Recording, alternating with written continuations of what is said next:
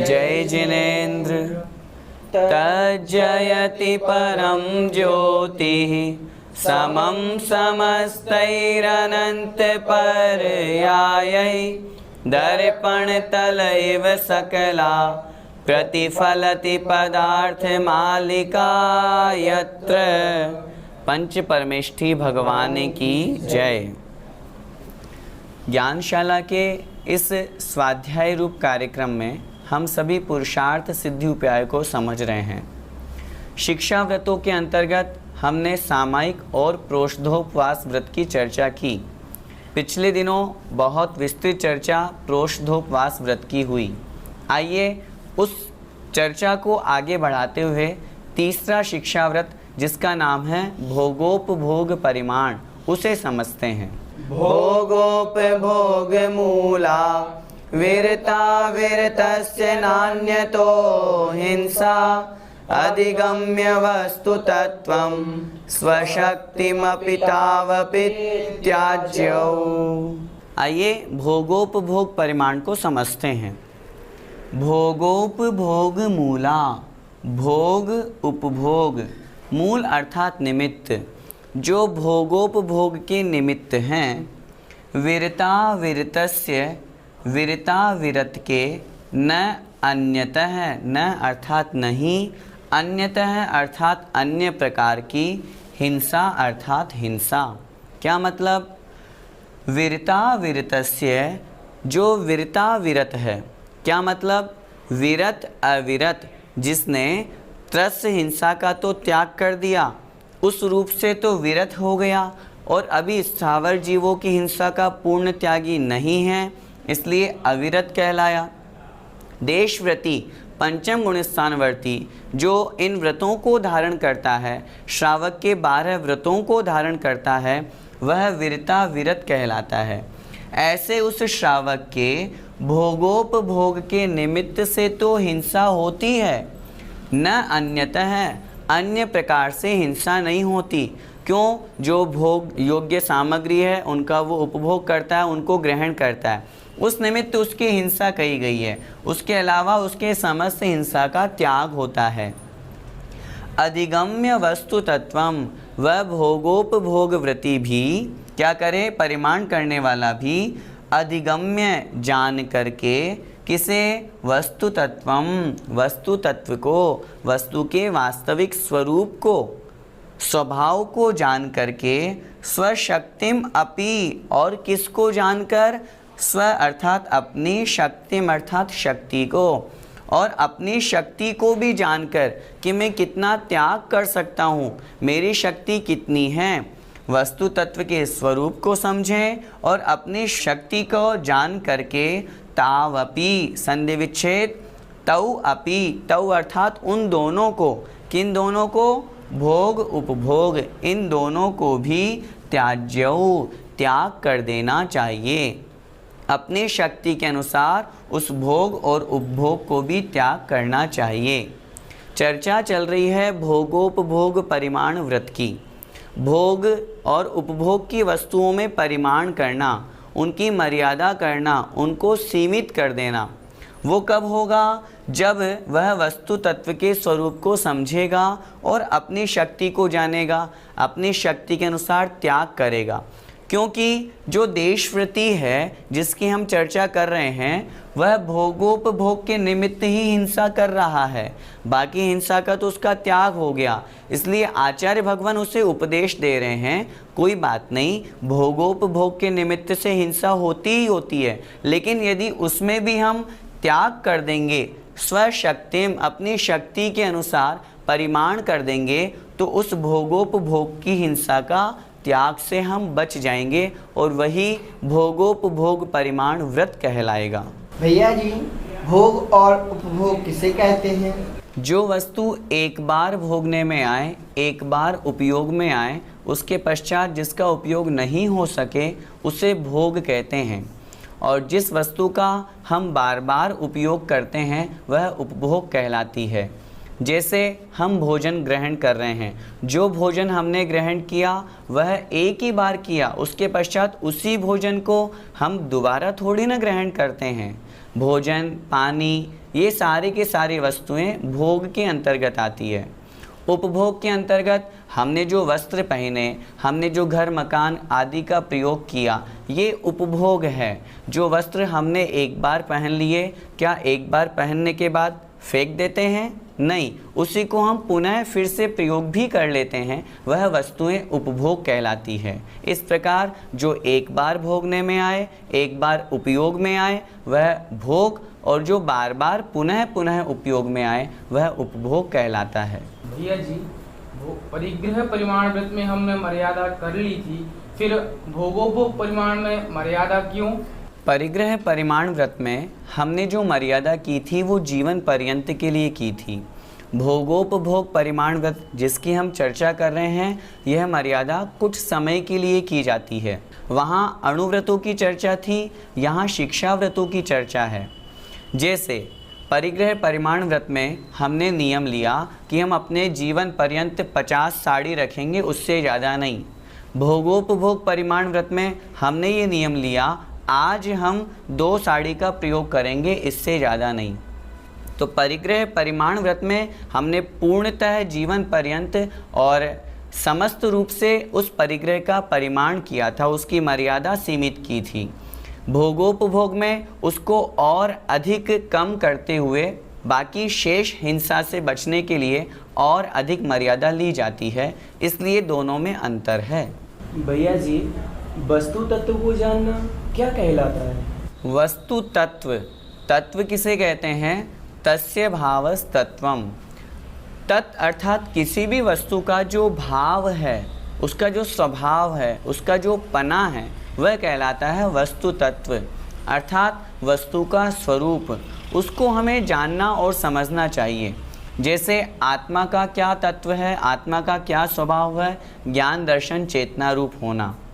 इसी प्रकार समस्त वस्तुओं को जानना, किस वस्तु का क्या स्वभाव है, तभी तो हम उसको ग्रहण करेंगे और त्याग करेंगे। किस वस्तु के ग्रहण करने से, किस वस्तु का भोग उपभोग करने से हमें अधिक पाप बंध होगा, किस वस्तु का भोगोपभोग करने से हमें कम पाप बंध होगा। हम गृहस्थी हैं, हम पूर्णतः भोगोपभोग का त्याग तो कर नहीं सकते, पूर्णतः पाप से तो बच नहीं सकते, लेकिन इतना तो कर सकते हैं कि हम प्रत्येक वस्तु तत्व के स्वरूप को समझें कि यह वस्तु कैसी है, इसको ग्रहण करने से कितनी जीव हिंसा होगी, यह वस्तु बनी है किन तत्वों से, किन पदार्थों से मिलकर के बनी है, कहीं इसमें जीव हिंसा का निमित्त तो नहीं है। इन सब बातों को जब हम जान लेंगे वही कहलाएगा वस्तु तत्व, और उसको जान करके फिर हमें जो गलत है उसका त्याग करना और जो सही है उसे स्वीकार करना चाहिए। और जो सही है उसमें भी कम से कम को हम ग्रहण करें, क्योंकि आत्मा का स्वभाव निवृत्ति परक है, छोड़ने रूप है, ग्रहण करना नहीं। इसलिए सही को जान तो लिया कि ये हमारे ग्रहण करने योग्य है, लेकिन जितनी आवश्यकता हो और उतनी आवश्यकता से भी कम से कम हम उस वस्तु का उपयोग करें, भोगोपभोग करें, ताकि हमारे व्रतों में और अधिक हिंसा न लगे, हमारे व्रत अच्छी प्रकार से चलें। शिक्षा व्रत हैं। शिक्षा व्रत किसे कहते हैं? जो मुनि बनने की शिक्षा दें। आगे जाकर के तो समस्त परिग्रह का त्याग करना ही करना है, इसीलिए सही को ग्रहण करना तो है, लेकिन और अधिक कम कम छोड़ते हुए ग्रहण करना है। इस तरह की हमारी प्रवृत्ति होनी चाहिए। इस श्लोक में हमने भोगोपभोग परिमाण की चर्चा की कि जो भोगने योग्य वस्तुएं हैं, उपभोग की योग्य वस्तुएं हैं, उनका हमें परिमाण करना चाहिए, उनका भी त्याग करने का प्रयास करना चाहिए। उसमें हमें सबसे पहले किसका त्याग करना चाहिए वो अग्रिम श्लोक में हम देखते हैं। एकमपि प्रजिघांसुर निहन्त्यनन्तान्यतस्ततो वश्यं करणीयमशेषाणां परिहरणमनन्तकायानाम्। किसका हमें सबसे पहले त्याग करना चाहिए वो इस श्लोक में बता रहे हैं। एकमपि प्रजिघांसुर एकम अपि, अर्थात एक भी क्या अनंत कायानाम, जो अनंत काय है ऐसे उसका भी, प्रजिघांसुर जो घात करने की इच्छा रखने वाला है ऐसा जीव, जो एकमात्र अनंत कायों की भी हिंसा करने के भाव रखता है ऐसा वह जीव। निहन्त्यनन्तान्यतस्ततो वश्यम, संधि विच्छेद ध्यान से देखिएगा। निहन्ति अनंतानि अतः ततः अवश्यम। निहन्ति अर्थात घात करता है, हिंसा करता है। किसकी? अनंतानि अर्थात अनंत जीवों की। वह जीव अनंत जीवों का घात करता है। अतः इसलिए, ततः क्योंकि, अवश्यम अर्थात निश्चित रूप से, क्योंकि वह अवश्य निश्चित रूप से अनंत जीवों की हिंसा करता है। क्या मतलब? दो पंक्तियों को फिर से समझें। जो एकमात्र भी अनंतकायी जो जीव हैं उनको घात करने की इच्छा रखता है, उनको मारता है, उनको नष्ट करता है, उनको भक्षण करने की इच्छा रखता है, वह निश्चित रूप से अनंत जीवों का घात करता है। करणीयम शेषाणाम, इसलिए करणीयम करना चाहिए। क्या करना चाहिए? अशेषाणाम, शेष मतलब थोड़े, अशेषाणाम मतलब समस्त, सब कुछ। परिहरणम त्याग, छोड़ना, दूर करना। किसे?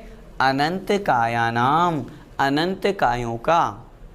जो शरीर अनेक प्रकार का एक शरीर है और उसके स्वामी अनेक हैं, ऐसे उन अनंत कायों का, अशेषाणाम अर्थात समस्त अनंत कायों का परिहरणम करणीयम, परित्याग करना चाहिए, उन्हें छोड़ना चाहिए। भोगोपभोग परिमाण व्रत में सबसे पहले हमें अनंत कायवान जो जीव हैं उनका सबसे पहले परित्याग करना चाहिए, क्योंकि उन अनंतकायी जीवों का भक्षण करने से अनंतानि निहंति, अनंत जीवों का घात होता है। भैया जी, क्या सभी वनस्पति में अनंत जीव पाए जाते हैं? नहीं, सभी वनस्पति में अनंत जीव नहीं पाए जाते। हम समझते हैं वनस्पति के दो भेद, एक साधारण, एक प्रत्येक। साधारण वनस्पति, शरीर एक, स्वामी अनेक, वो कहलाती है साधारण वनस्पति। प्रत्येक वनस्पति की दो भेद, सप्रतिष्ठित प्रत्येक वनस्पति, अप्रतिष्ठित प्रत्येक वनस्पति।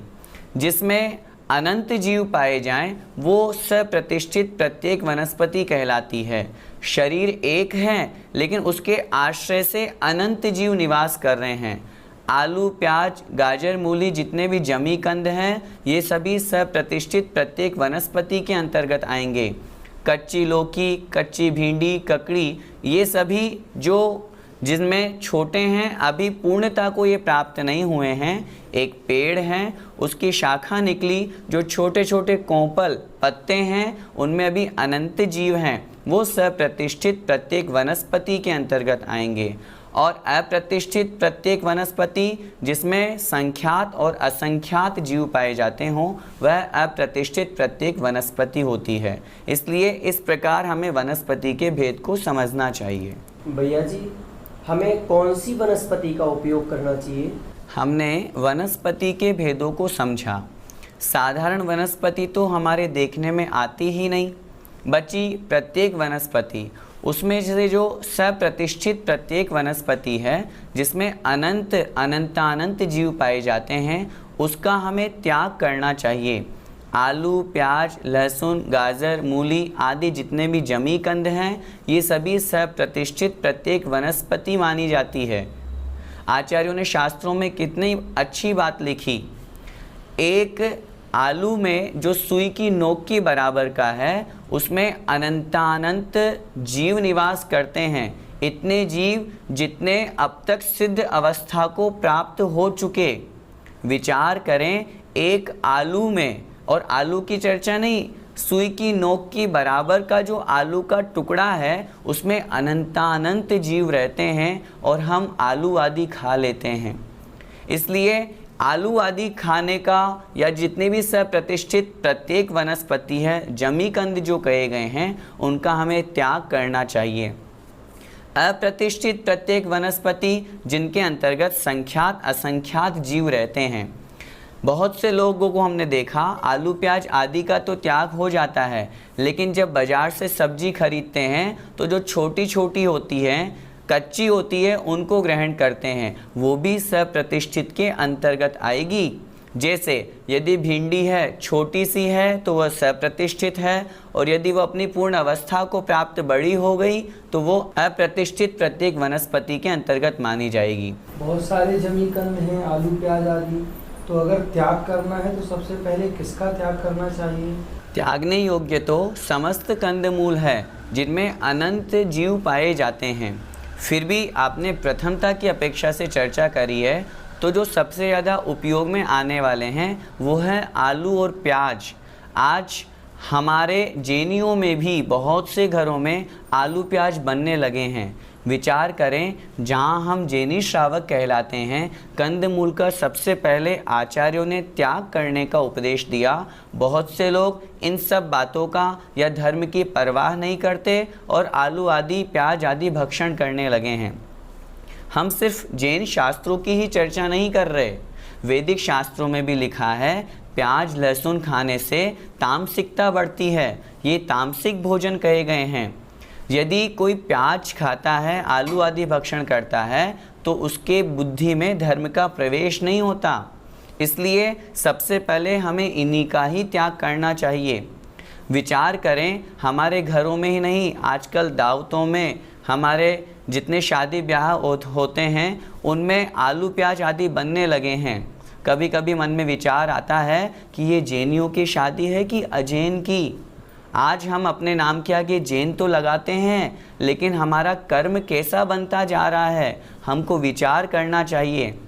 जिन लोगों के लिए हम पहले के समय में आदर्श बने हुए थे, यदि कोई व्यक्ति अपने साथ में पानी का छन्ना रखता था तो उसे लोग कहते थे ये जैन साहब हैं, जब भी पानी पीते हैं पानी छान करके पीते हैं। वो सब चीज़ें आज हम भूल गए, वो हमारी पहचान थी। हमें विचार करना है, आज हम अपनी पहचान खोते जा रहे हैं। इसलिए सबसे पहले हमें इन्हीं तामसिक वस्तुओं का त्याग करना है। जितना हो सके इनसे हम बचें, पूर्ण रूप से त्याग करें। आलू आदि खाने से निश्चित रूप से हमारे शरीर में भी मोटापा बढ़ता है, हमारी तामसिक बुद्धि हमारी बुद्धि में तामसिकता प्रवेश करती है, बुद्धि में धर्म प्रवेश नहीं करता, और सबसे बड़ी बात, अनंतानंत जीवों का घात होता है। कितनी जीव हिंसा हम करते हैं, और उस निमित्त से हमने कोई दावत दी, कोई कार्यक्रम किया, स्वयं तो हिंसा की, स्वयं तो उस पाप को हमने भोगा ही भोगा, अन्य लोगों को भी उसका निमित्त बनाया, अन्य लोगों को भी खिलाया। अन्य लोगों के लिए हम आदर्श हैं। मैं आपसे निवेदन करना चाहूँगा, सभी से पुनः बहुत अच्छी प्रकार से निवेदन करना चाहूँगा, कम से कम हमारे घरों में से आलू प्याज आदि जमीकंद तो निकलना ही चाहिए। समस्त जमीकंद का त्याग हमको करना ही करना है। फिर भी जो पूर्ण रूप से जमीकंद का त्याग अभी नहीं कर सकते, उसको क्रम बनाना चाहिए। पहले आलू का, फिर प्याज का, लहसुन का, इनका त्याग करें। गाजर मूली आदि भक्षण करते हैं, पहले इनका त्याग करें, फिर धीरे धीरे गाजर मूली आदि को भी त्याग करें। जितनी हिंसा गाजर मूली में है उतनी ही आलू प्याज में भी है, लेकिन चूंकि एकदम से हम पूर्णतः त्याग नहीं कर सकते, तो कोई बात नहीं, पहले आलू प्याज लहसुन आदि का त्याग करें, फिर आगे जो शेष जमीकंद कहे गए हैं उनका त्याग करें। और नियम बनाएं, यदि हम कोई कार्यक्रम करेंगे तो उसमें ये जमीकंद तो प्रयोग होना ही नहीं चाहिए। यदि हम स्वयं इस बात का संकल्प ले लेंगे तो हमारा परिवार उस संकल्प के पथ पर आगे बढ़ेगा। हमने एक सज्जन महोदय से बात की, उन्होंने कहा हम क्या करें, आजकल के बच्चे मानते ही नहीं हैं। अरे उन बच्चों को संस्कार देने वाले हम स्वयं हैं। यदि पिता अपनी बात पर दृढ़ रहेगा, घर का मुखिया ये संकल्प कर लें कि नहीं मुझे इस तरह का बिल्कुल साफ सुथरा कार्यक्रम करना है, मतलब करना है, सामने वाला व्यक्ति अपने आप तैयार हो जाएगा। पहले हम अपने आप को तो तैयार करें। हम स्वयं ही ढीले हैं, हम बच्चों के कहने में आ जाते हैं, नहीं नहीं हमारे दोस्त नहीं मानते। ऐसे कैसे काम चलेगा? दोस्तों की सुननी है कि धर्म की सुननी है? विचार हमको करना है। इसलिए सबसे पहले हमें त्याग करना है इन आलू, प्याज, लहसुन आदि ये तामसिक भोजन है, हमारी बुद्धि को भ्रष्ट कर देते हैं। जिन लोगों का माइंड बहुत धीमा होता है, मंद होता है, उन लोगों को तो त्याग करना ही करना चाहिए। क्यों? क्योंकि उनके दिमाग में कोई सी भी बात, सिर्फ धर्म ही नहीं, यदि कोई ज्ञान की बात कर रहा है, कोई पढ़ाई है, वो भी प्रवेश नहीं करती। उनका मन हर तरफ विकार परिणाम रूप बनता रहता है। इन वस्तुओं को खाने से मन में विकार परिणाम, तन में विकार परिणाम जागृत होते हैं, जिससे उसकी प्रवृत्ति उस ओर बढ़ती जाती है। इसलिए मैं आप सभी लोगों से हाथ जोड़कर निवेदन करना चाहता हूँ कि इन आलू, प्याज आदि जमीकंद को हमें पूर्ण रूप से त्याग करना ही चाहिए। तब तो हम जैनी कहलाने योग्य हैं, नहीं तो भैया अनादिकाल से संसार में भटक रहे हैं। बड़ी दुर्लभता से मनुष्य पर्याय मिली है, पुण्य का संयोग है, इसकी सार्थकता समझें। जिन वस्तुओं को खाने में बहुत जीव हिंसा होती है, आत्मा का अकल्याण होता है, उसे हमें तुरंत छोड़ देना चाहिए। इसलिए पुनः मैं आपसे अपेक्षा करूंगा कि आलू, प्याज आदि का तो इस कक्षा को सुन करके त्याग करें ही करें। जिन्होंने नहीं किया है, आज ही अपने नगर में कोई मुनि संघ आरिका माता जी विराजमान हो, उनके समक्ष जाएं और उनसे संकल्प लें। अगर कोई चतुर्विद संघ नहीं है तो मंदिर जी में जाएं, श्रीफल लेकर के भगवान के आगे हाथ जोड़ करके संकल्प लें, भगवान आज से मेरा आजीवन जमीकंद का त्याग। फिर देखो आपकी ज़िंदगी बदल जाएगी। इसलिए इन सब का हमको त्याग करने का प्रयास करना ही करना चाहिए। भैया जी, एक आलू खाने में कितने जीवों की हिंसा होती है? सुई की नोक के बराबर जो एक आलू का टुकड़ा है, उसमें कितने जीव हैं? जितने जीव आज तक सिद्ध अवस्था को प्राप्त हो चुके, ऐसे अनंतानंत जीव। और पूरे आलू में ऐसे जब तक जितने सिद्ध भगवान हो चुके, उन अनंतानंत जीवों का भी अनंत गुना। विचार करें, एक आलू के टुकड़े में इतने सारे जीव हैं, तो हम या बहुत से लोग जो आलू खाते हैं, कितना 100, 200, 300 ग्राम, कितने जीवों का मरण होता है। समझ में आया? अनंतानंत जीवों का घात हो रहा है। और आलू अनेक प्रकार से उपयोग करते हैं, कोई पराठे में, कोई सब्जी में, कोई चिप्स की तरह, कोई किस तरह। तो इस तरह हर चीज़ में आलू का उपयोग होने लगा है। मैं आपसे निवेदन करना चाहता हूँ, आलू का आज से ही त्याग करें। हम कितने जीवों की हिंसा से बचेंगे। कुछ लोग कहते हैं आलू की चिप्स खा लें। अरे भाई, वहाँ राग परिणाम है, राग परिणाम के कारण से हिंसा का दोष लगेगा ही लगेगा। आपने गली निकाल ली, आलू नहीं खाएं, आलू की चिप्स खा लें, बात तो एक ही है। इसलिए निश्चित रूप से आज के इस स्वाध्याय की कक्षा से हमें आलू, प्याज आदि जमीकंद का त्याग करना ही चाहिए, ताकि हम जीव हिंसा से बचें और अपने जीवन में धर्म का प्रवेश कर सकें। जय जिनेंद्र।